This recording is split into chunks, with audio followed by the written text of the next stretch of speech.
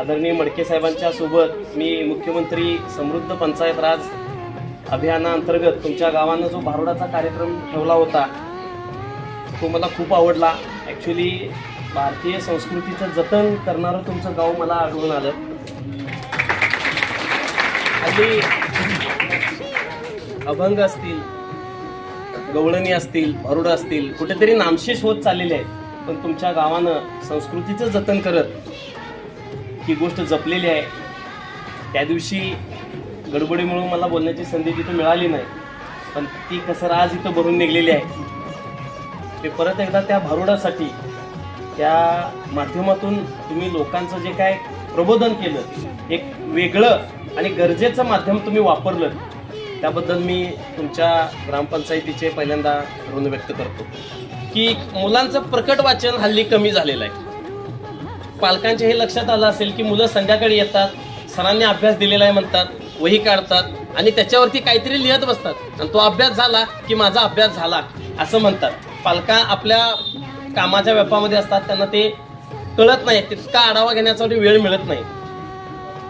परंतु माता भगिनींना माझी एक खास करून विनंती आहे की तुमचं जेवण करण्याचं रुटीन शक्यतो कधी चुकत नाही. त्यामुळे तुम्ही जेवण करायला लागला की तुमच्या मुलाला शेजारी मोठ्यानं वाचायला बसवायचं. तुमचं जेवण किमान अर्धा पाऊण तास तरी चालतं, किमान म्हणतो मी, तिथून पुढे 2 तास चालत असेल, पण किमान अर्धा पाऊण तास तरी चालतंय. तुमच्या मुलाला शेजारी बसवायचं आणि मोठ्यानं वाचायला लावायचं. जसजसं तो मोठ्यानं वाचेल त्यावेळेला त्याला एक शाडो मिळत जाणार आहे, तोच वाचणार आहे, तेच त्याच्या कानावरती पडणार आहे आणि त्याचा चांगला अभ्यास होणार आहे. हल्ली वाचन संस्कृती कमी होत चाललेली आहे आणि आपल्याला जर टिकायचं असेल, ज्ञान मिळवायचं असेल तर वाचनाशिवाय पर्याय नाही. म्हणून कोणत्याही ठिकाणी यशस्वी व्हायचं असेल तर तुम्हाला वाचन हाच पर्याय आहे. या निमित्तानं मी तुम्हाला हे आवाहन करू इच्छितो. निश्चित या सगळ्या माता भगिनी आपल्या मुलांच्या बाबतीत हा प्रयोग करतील.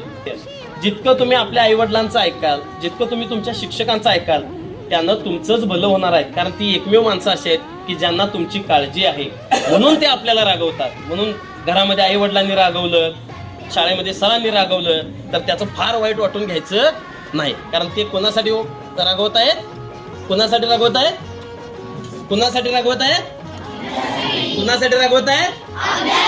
स्वतःसाठी. मी एक शेवटचं वाक्य तुम्हाला सांगतो, ज्या वाक्यावर मी नेहमी टिकून राहिलो आणि आज तुमच्यासमोर एक वर्ग एक अधिकारी म्हणून उभा राहिलो. माझ्या भवितव्याला मीच जबाबदार.